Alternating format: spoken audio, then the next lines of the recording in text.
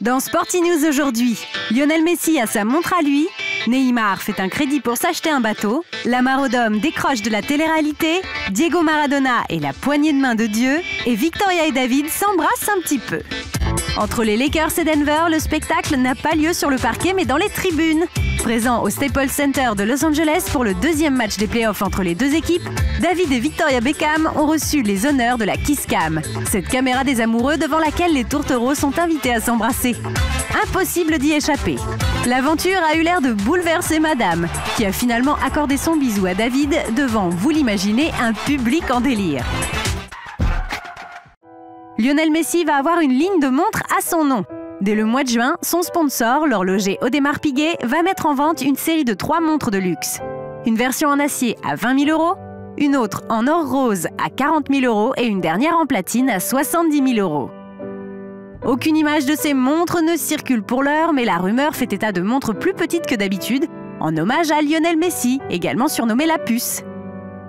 C'est la première fois depuis le début de leur partenariat en 2010 qu'Audemars Piguet reprend le nom de son ambassadeur pour la création d'une nouvelle collection. Une initiative qui tombe au meilleur moment pour les deux parties. En effet, Lionel Messi vient tout juste de battre avec 68 buts le record de buts marqués en une seule saison par l'Allemand Gerd Müller, qui avait frappé 67 fois avec le Bayern Munich en 1972-73. Et la saison n'est même pas encore terminée.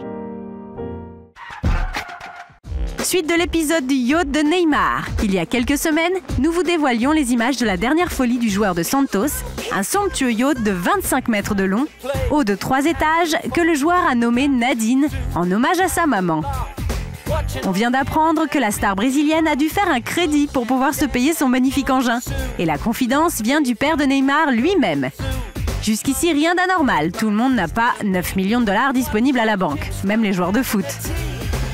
Ce qui est plus étonnant, c'est que d'après Papa Neymar, il s'agit d'un bateau normal, que tout le monde peut s'offrir avec un crédit.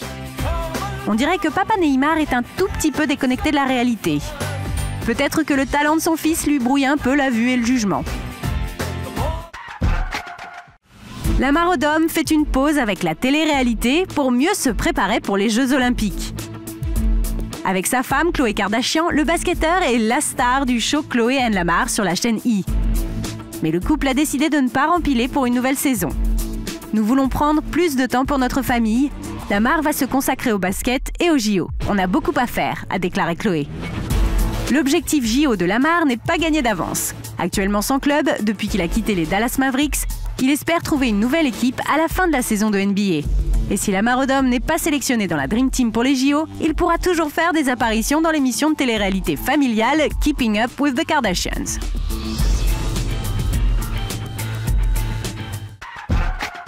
Il n'y a qu'un homme qui puisse prétendre au titre de main de Dieu. Un surnom qui accompagne Maradona depuis son but de la main en Coupe du Monde en 1986, qui a éliminé l'Angleterre du tournoi. Donc imaginez notre surprise quand on a découvert qu'une autre personne avait désormais ce même surnom. L'ancien footballeur était présent au match Manchester City-Manchester United lundi soir, qui a vu son beau-fils Sergio Agüero contribuer à la victoire de City 1-0. Après le match, Maradona a été présenté à Liam Gallagher, l'ancien chanteur du groupe anglais Oasis, qui est accessoirement un grand fan de Manchester City. Une photo a été prise de la rencontre. Gallagher a ensuite osé un malicieux Maradona serrant la main de Dieu sur Twitter. Peut-être une revanche pour la défaite de 1986 qui a brisé le cœur de bon nombre de supporters anglais, lui y compris.